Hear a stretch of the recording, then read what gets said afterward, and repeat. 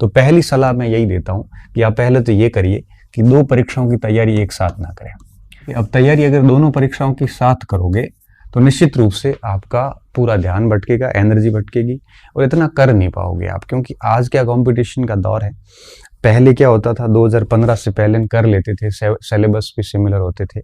ये कब कर सकते हो, जब 70% तक सिलेबस अगर समान हो तो ये किया जा सकता, अन्यथा इससे बचे। पहली बात।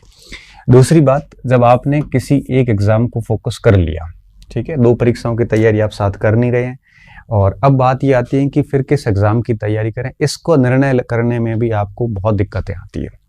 तो मेरा ये मानना है कि किस परीक्षा की तैयारी करें उसमें कुछ बातों का ध्यान रखना चाहिए। अब क्या बातें ध्यान रखी जा सकती है, देखो मैं मेरे अनुभव पे बात करूंगा।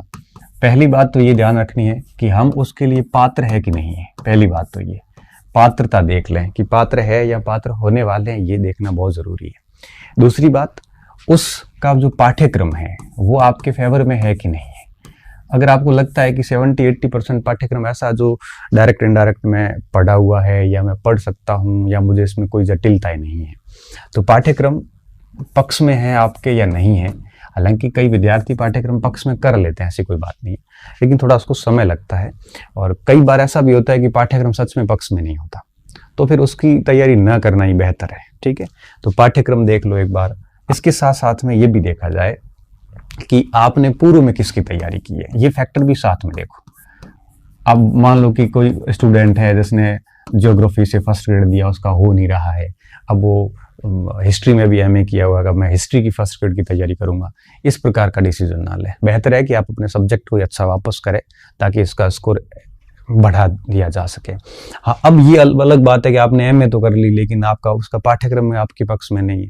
अब कुछ बच्चों के मैसेज आते, सर मैंने एमकॉम कर लिया या एमएससी कर ली है, अब वो पाठ्यक्रम हमारे उसके फेवर में नहीं है, तो हम कला वर्ग की तरफ जा सकते हैं क्या? तो जा सकते हो। क्यों? क्योंकि जब आपके पाठ्यक्रम पक्ष में नहीं है तो डेफिनेटली आप बढ़िया रिजल्ट नहीं दे पाओगे। तो बेहतर ये है कि आप जा सकते हो।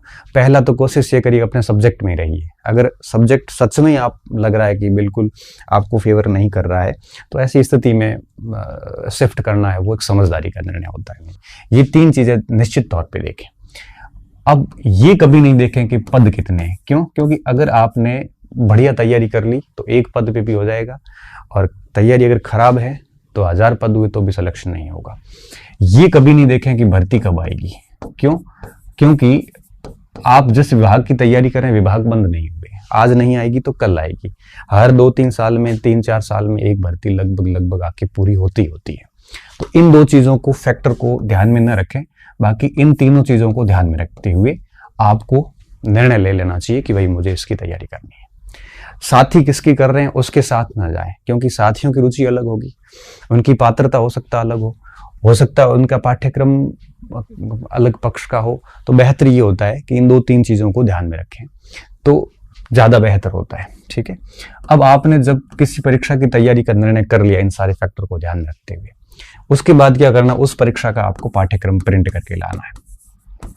पाठ्यक्रम आप हिंदी और अंग्रेजी दोनों में लेके आओ। ठीक है, हिंदी में भी लाओ, हिंदी में नहीं है तो कोई बात नहीं, आप उसकी हिंदी कर लो, इंग्लिश में जो होता है, हिंदी इंग्लिश में दोनों में लाओ। लाने के बाद में इसकी एक एक पंक्ति पढ़े, एक एक लाइन पढ़े, इसकी हर लाइन का अध्ययन करें अच्छी तरीके से, अंडरलाइन करते हुए हर लाइन पढ़ें इसकी पाठ्यक्रम की, और पढ़ने के बाद में उसको हस्तलिखित करें। ठीक है, हाथ से लिखें उसको, और हाथ से लिखने के बाद में जो भी 3-4 पेज का जो पाठ्यक्रम होता है वो आपको ठीक से याद भी हो जाएगा और आपको पता चलेगा। क्योंकि ये प्रश्न में बातें क्यों लिख रहा हूँ, क्योंकि मुझे अक्सर इन प्रश्नों पर मेरे पास मैसेजेस आते हैं। कोई कहता है सर आपने ये टॉपिक पढ़ा या नहीं है, ये कब अपलोड होगा, तो मैं कहता हूँ पाठ्यक्रम में नहीं है। मतलब मुझे बताना पड़ता है कि क्या पाठ्यक्रम में है क्या नहीं है। इसलिए मैं कहता हूँ कि हिंदी और अंग्रेजी दोनों का पाठ्यक्रम लाए। दोनों का क्यों लाना है, कई बार हिंदी का ट्रांसलेशन ठीक नहीं होता है, इंग्लिश में हमें समझ में आ जाता है। दोनों को साथ में लेके बढ़िया तरीके से पाठ्यक्रम अपने हाथ से लिख लें, हर लाइन को पढ़ें।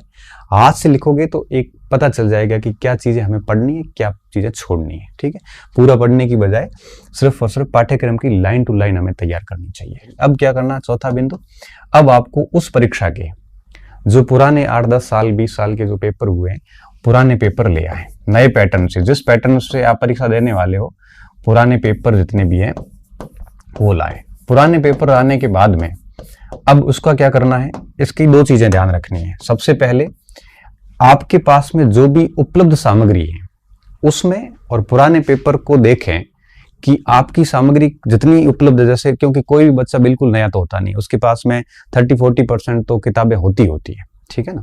जैसे राजस्थान का भूगोल है तो हमारे पास वो किताब होती है, इतिहास संस्कृति की किताब पढ़ी होगी, हिंदी की पढ़ी होगी, घर पे इतिहास की किताब होगी, है ना। ऐसी 8-10 किताबें हमारे पास होती है, ठीक है। तो क्या करें, पुराने पेपर लाए, इसका विश्लेषण करें। विश्लेषण कैसे करना होता है, विश्लेषण क्या करना, आपकी जो अध्ययन सामग्री है, जो आपके पास में उपलब्ध है, अब उसमें कितने प्रतिशत प्रश्न जो है वो पिछले भर्ती परीक्षाओं में कवर हुए हैं। अगर मैं मानता हूं 80-85% अगर कवर हो रहा है तो वो पुस्तकें तो आप अपनी अध्ययन सामग्री में शामिल कर लीजिए और उसके लिए नई पुस्तक लाने की जरूरत नहीं रहेगी।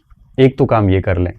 दूसरा ये देखें इस पुराने पेपर लाने के बाद विश्लेषण करके कि कौन से टॉपिक ऐसे हैं जहां से अक्सर प्रश्न बन रहे हैं, कौन से टॉपिक है जहां पे अक्सर प्रश्न बन रहे हैं, उन टॉपिक पर विशेष बाद में ध्यान दिया जाएगा। क्योंकि जब आप अध्ययन सामग्री पढ़ोगे तो आपको समझ में आएगा कि इस टॉपिक से हर बार प्रश्न आ रहा है, तो फिर आप उसको है वो थोड़ा सा और गौर से देखोगे, प्राथमिकता में लोगे आप। क्योंकि जो पुरानी सामग्री है जो आपके पास उपलब्ध है उसको पढ़ने में बहुत आसानी होती है। नई सामग्री लाके 5 बार पढ़ोगे, इससे अच्छा जो 2-4 बार पढ़ी हुई है उसको वापस पढ़ोगे तो वो 10 बार हो जाएगी और वो लाइन टू लाइन याद हो जाती है। वो हमारी परिचित है, वो फेमिलियर हो रखी है किताब पहले से ही, है ना। अगर मान लो कि वो सफिशिएंट नहीं है, वो 50-60% प्रश्न नहीं कवर कर रही है, तब आपको और सोचने की आवश्यकता है। तो पुराने पेपर ला के विश्लेषण कर लें। अब आता है अहम भाग तैयारी का, ये अध्ययन सामग्री। यहां से जो अध्ययन सामग्री है, जैसे मान लो 60% आपके पास पड़ी है, वो तो ठीक है। अब जिसकी अध्ययन सामग्री आपके पास है ही नहीं, जैसे मान लो कि इतिहास में विश्व इतिहास और आपके पास किताब नहीं है, भूगोल में जैसे मान लो कि फिजिक्स भौतिक भूगोल की आपके पास किताब है, मानव भूगोल की नहीं है, कार्टो की नहीं है ना, मानचित्र विज्ञान वगैरह की उसकी नहीं है, तो फिर आपको कुछ ऐसी सामग्री 40-50% जो होती है जो आपके पास नहीं है। कुछ ऐसे विद्यार्थी भी होंगे जिनके पास बिल्कुल भी नहीं है, तो कोई बात नहीं। अब जो शेष अध्ययन सामग्री है वो लाई जाए। अब उसके लिए क्या करना है, कुछ बातें ध्यान रखना। अब शेष अध्ययन सामग्री लाने में किन बातों का ध्यान रखना है। पहली बात, शेष अध्ययन सामग्री के लिए सबसे पहले ये देखो कि जो भी लोकप्रिय लेखक है, मार्केट में पहले से काफी चल रहे हैं लोकप्रिय लेखक जो होते हैं, उनको आप डिनाई नहीं कर सकते। वो लोकप्रिय हुए इसलिए कि उनकी अध्ययन सामग्री में कोई खास बात है। ऐसे लोकप्रिय लेखक को आप प्राथमिकता दें नए लेखक की बजाय। क्यों, नए लेखक में गलतियां भी हो सकती है। हो सकता है नए लेखक ने कई सारे एस्पेक्ट्स क्लियर नहीं, टच नहीं किए हो, कई सारी समझ नहीं डाली हो, कुछ ऐसी भाषा लिखी हुई हो, क्लिष्ट लिखी हुई होगी। लेकिन लोकप्रिय लेखक लोकप्रिय इसलिए बने हैं कि उसमें कुछ खास बात होती है। साथ में कुछ सरकारी जैसे स्रोत है, ऑथेंटिक स्रोत है, चाहे आपकी हिंदी ग्रंथ अकादमी हो या नेशनल बुक ट्रस्ट है, कुछ ऑथेंटिक पुस्तकें जो आती है, ठीक है, इनके ऊपर थोड़ा देखें। साथ में सफल लोग जितने भी अपने सीनियर साथी हैं उनके द्वारा जो किताबें बताई जा रही है, सीनियर साथियों के जो स्रोत बताए जाते हैं, आजकल तो यूट्यूब वगैरह पे आपको मिल जाते हैं, ठीक है, वो सब बताए जाते हैं। इन सब में छांट के सबको देख लो। देखने के बाद जैसे सीनियर साथियों ने कोई लोकप्रिय लेखक की बता रखे हैं तो और भी बढ़िया हो गया।